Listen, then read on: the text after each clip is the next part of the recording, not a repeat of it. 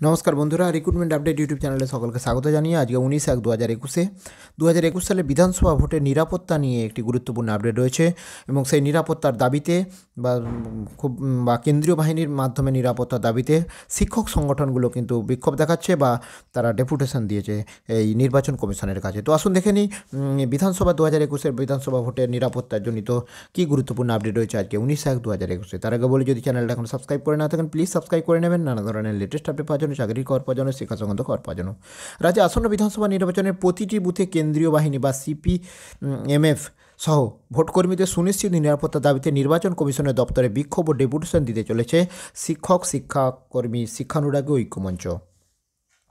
এবং এই নিয়ে শিক্ষক, শিক্ষাকর্মী, শিক্ষানুরাগী ঐক্যমঞ্চের রাজ্য সম্পাদক কিঙ্কর অধিকারী বলেন, আগামীকাল বুধবার অর্থাৎ 20 জানুয়ারি রাজ্যে আসছে নির্বাচন কমিশনের ফুল বেঞ্চ এবং ওই দিন কলকাতায় জিপিওর কাছে সিইও অফিসের সামনে বেলা 1:30 নাগাদ আগামী বিধানসভা নির্বাচনের কেন্দ্রীয় বাহিনী সহ ভোটকর্মীদের সুনিশ্চিত নিরাপত্তার দাবিতে বিক্ষোভ প্রদর্শন করা হবে এবং ডেপুটেশন দেওয়া হবে।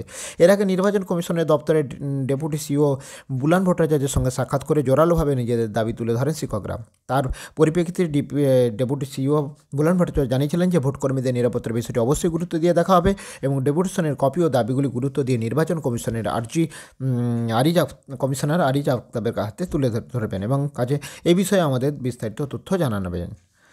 এবং কিঙ্কর অধিকারী আরও বলেন যে, আমরা এও জানিয়েছি ভোটকর্মী হিসেবে সাংবিধানিক দায়িত্ব যেন আমরা মাথা উঁচু করে দায়িত্বের সঙ্গে পালন করতে পারি, তার উপযুক্ত ব্যবস্থা নির্বাচন কমিশনকে করতে হবে। এই দাবিগুলো পূরণে সুনিশ্চিত প্রতিশ্রুতি না পেলে আমরা রাজ্য জুড়ে তীব্র আন্দোলন গড়ে তুলব, আর শেষ পর্যন্ত দাবি না মানা হলে আমরা আমাদের ভোটকর্মীদের দায়িত্ব পালন থেকে বিরত থাকতে বাধ্য হব। তাহলে দেখতে পাচ্ছেন, বিধানসভা ভোট 2021-এর বিধানসভা ভোটের জন্য নিরাপত্তার দাবিতে কিন্তু শিক্ষক সংগঠন তারা কিন্তু বিশেষ উদ্যোগ নিচ্ছে এবং নির্বাচন কমিশনের দৃষ্টি আকর্ষণ করতে চাইছে। তো যাই হোক, এই আপডেটটা আপনার সাথে শেয়ার করলাম।